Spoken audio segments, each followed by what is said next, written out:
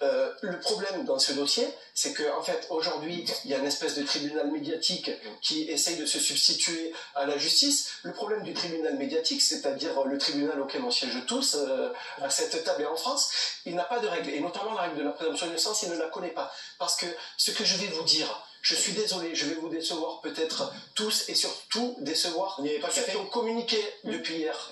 Ce que je vais vous dire, c'est qu'en fait, sur les lieux où il a donné des mauvaises consignes, et sur les lieux où il n'a pas fourni le bon matériel, il n'y était pas, François Descamps. Parce qu'il ne l'était pas. Parce que vous avez dit, il n'y était pas. Oui, c'est ce que j'ai dit. Elle a dit qu'il était sur les lieux, il n'y était pas. Et en fait, vous savez pourquoi François Descamps, il est aujourd'hui mis en cause dans ce dossier?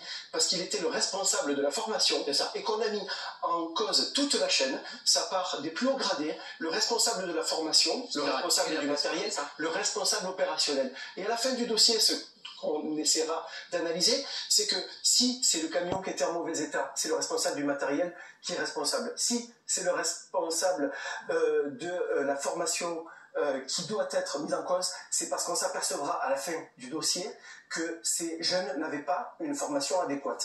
Et j'en finis parce que, une fois de plus, je veux décevoir personne, mais je dois dire quelque chose d'important, c'est que c'est une responsabilité hiérarchique, une responsabilité de titre. Le responsable de la formation, c'est pas une responsabilité d'homme, si bien que je vais vous donner un chiffre. Il a été responsable de la formation de 2012 à 2016. Et les faits interviennent en 2016, donc il est mis en examen.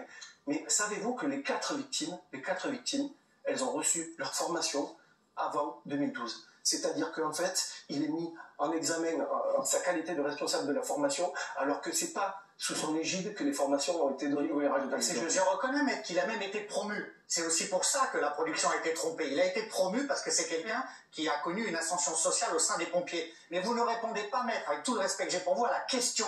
Pourquoi n'a-t-il pas dit au moment de Koh-Lanta, je suis mis en examen? C'est impossible d'aller dans une émission comme celle-là en étant mis en examen. Le jugement aura peut-être lieu cette année, maître. Cette année. C'est ça, si tout ce que vous nous dites là, on l'entend, pourquoi il l'a pas dit à la prod? Pourquoi il l'a pas dit, voilà, par contre, je vais faire Koh-Lanta, je suis sélectionné, mais regardez, le camion, c'est pas moi, la forêt, c'est pas moi, j'y étais pas, lui, je le connais pas, lui, c'est en 2012, lui, c'est en 2008, et la production aurait dit, eh ben, ok, j'entends ce que tu dis, présomption d'innocence, tu fais l'émission quand même, et ok, non, tu t'en vas parce que tu vas être mis en examen, et on peut pas te faire passer pour un super-héros à TF1 à une heure de grande écoute. Faut penser à la famille et aux amis, on peut pas faire de toi un héros si après, au jugement, ça part en vrille. La réponse est simple, vous me demandez si